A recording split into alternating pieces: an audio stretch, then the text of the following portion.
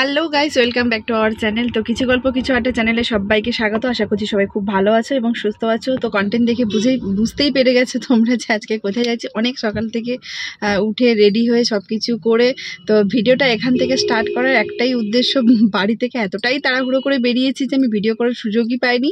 Even আমি নিজেও ঠিকঠাকভাবে মানে পুরোপুরি কমপ্লিটলি রেডি হতেও পারিনি।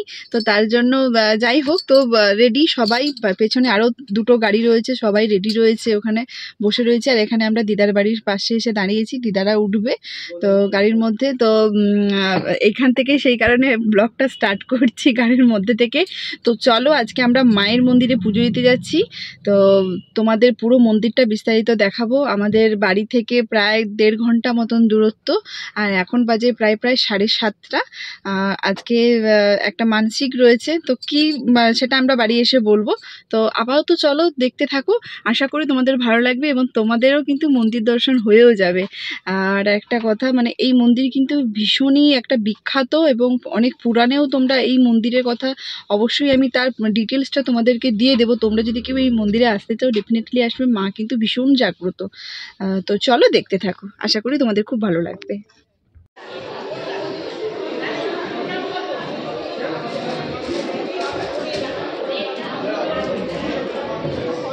একটা মালা আনতে বলে তো ঠাকুর না আনলে প্রেম নিচে পাওয়া যায়, মালা নিচে পাওয়া যাবে, জবা ফুলের মালা। পয়সা নিয়ে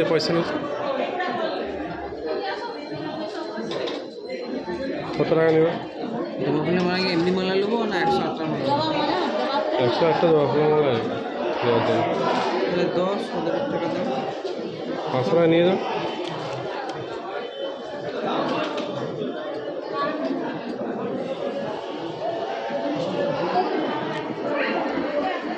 এই সুপারি ছিল একটা, মালা আনতে গেছে 108টা।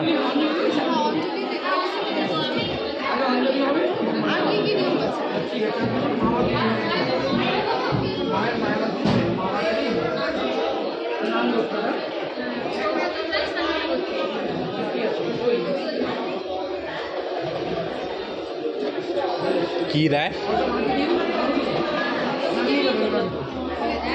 সৌমদি বলছে না? সৌমদি বললো শুনতে হবে।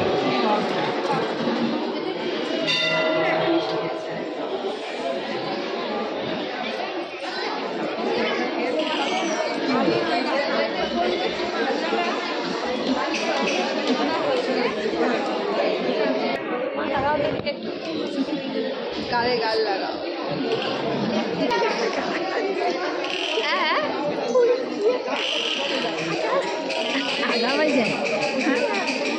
কি বলো যা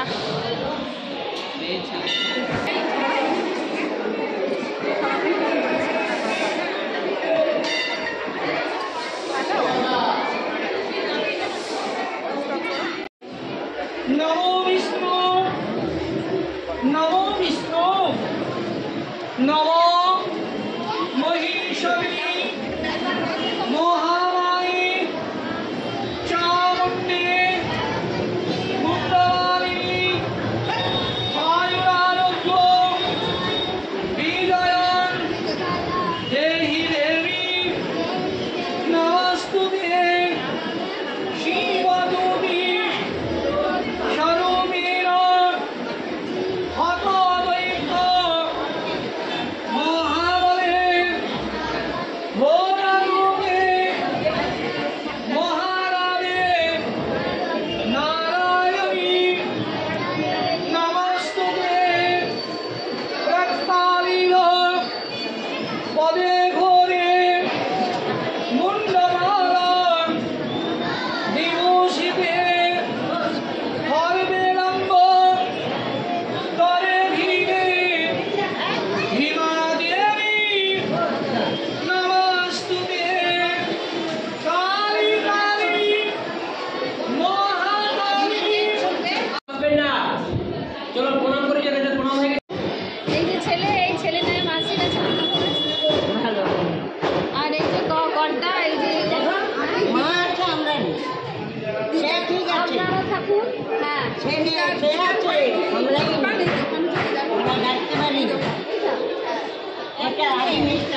একটাই বলে না, একটাই মেয়ে।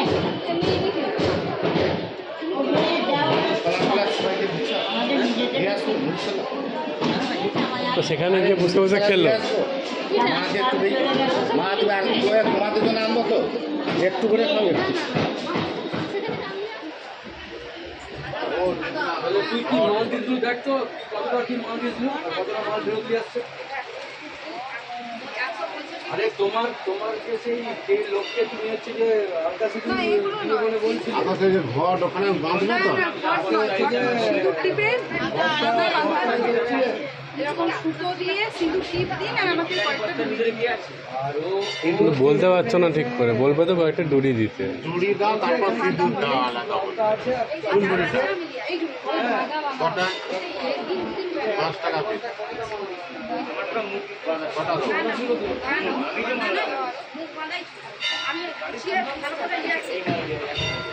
এইখান থেকে মাল ছিল, আমি একটু চাইছি আমি ক্যামেরা দিয়ে দেখছি। আরে ভক্তি ধূপ দিস না, আমরা কি বেশি নিই না। আর দুটো হ্যাঁ? আমাদের ভক্তি বস্তা থেকে ইয়ার কি বস্তা তুমি যাও না এদিকে তুই যখন ক্ষমা করতে আসছো। হ্যালো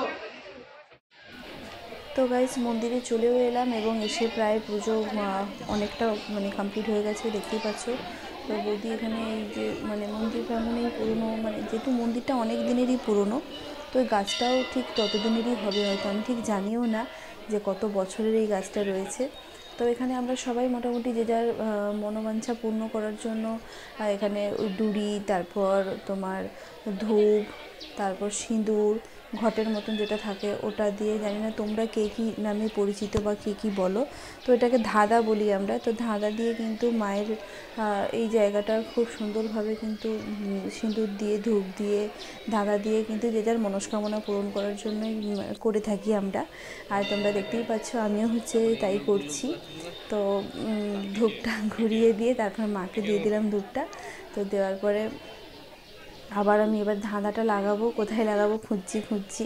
তো যাই হোক একটা যে প্লেস পেয়ে আমি ওখানে ধাঁধাটা লাগানোর চেষ্টা করছি। তো চলো দেখা যাক কতটা কী করতে পারি। তো এখানে অনেকেই ধাঁধা অনেক রকমভাবে বাঁধে, আমিও অন্যরকমভাবে একটু বাঁধার চেষ্টা করেছি। ওই যে হয় না যে একটা মানসিক মানে একটা মনোবাঞ্ছনা একটা গিটের সাহায্যে ঠাকুরকে এভাবে বলি। তো যাই হোক আমারটা কমপ্লিট হলো।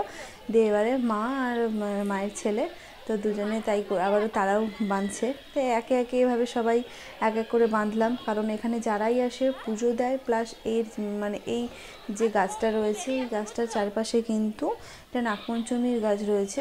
নাগপঞ্চমীর গাছটার চারপাশে কিন্তু গোল হয়ে অনেকে দণ্ডি কাটার মতনও করে, অনেক রকম করে। তো আমরা আমাদের মতন করলাম, তো কমপ্লিট হয়েছে। যে পাশে হচ্ছে ওখানে প্রদীপ জ্বালে, মোমবাতি জ্বালে, ধূপ জ্বালে, যে যেরকম পারে সেরকম করে। তো আমি, মা, মনন এবং তোমাদের দাদাভাই তিনজনেই কিন্তু ধূপ জ্বালছিলাম তখন।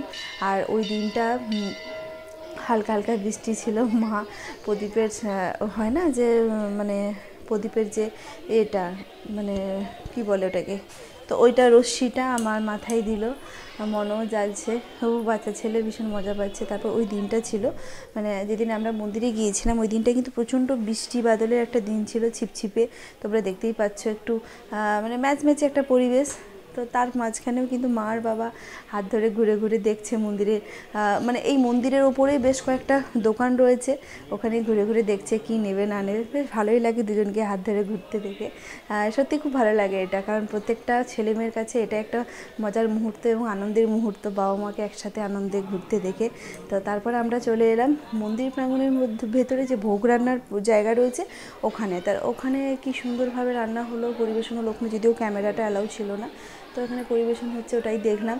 আর এটা ছিল তোমাদের দাদাভাইয়ের কিন্তু মানে মানসিক শোধ, যেই মানসিকটা কিন্তু দাদাভাই যখন আমার শাশুড়ি মায়ের পেটের মধ্যে ছিল তো তখনকার মানসিক ছিল, ঠাকুমা করেছিল। তো সেই মানসিক এত বছরে শোধ হলো। তোমাদের দাদাভাইয়ের কিন্তু অনেকটাই বয়স হয়ে গেছে, প্রায় 27 বলতে পারো। তো গাইস হচ্ছে আমাদের একজন পার্টিসিপেন্ট অনেকটা লেট করে এসছে, আর এই মাত্র সবে পৌঁছালো, 12:30 পৌনে 1 বাজে এই সবে পৌঁছালো। ঠান্ডা নাই দাঁড়িয়ে প্রেম পর্ব চলছে গাইস। গিফট গিফট পরিয়ে দাও, হাতে পরিয়ে দাও। তো গাইস এটা হচ্ছে প্রেম পর্ব চলছে, একজন আর একজনকে গিফট করছে। মন্দিরে কুকুর আমি বলছি হাই ভগবান গাইস, কি বলবো, এখানে মন্দিরে আমরা ভোগ দিতে এসেছি, ঠাকুরকে পুজো দিতে এসেছি, আর বনু এখানে কুটুমবিদ্যা করছে। এই দেখো মিষ্টি ভাগাভাগি করছে, মিষ্টি দেওয়া নেওয়া করছে, কি বলবো। আর যাই দাঁড়াও ওখানে। সত্যি বলছি গাইস, খিদের সময় মিষ্টিটা পেয়ে আমরা একদম কামড়া কামড়ি করে টেনে হেঁচড়ে একদম খাচ্ছি। একটু দেখাও মিষ্টিটা। খাই খাই একটা মিষ্টি খাই এবার।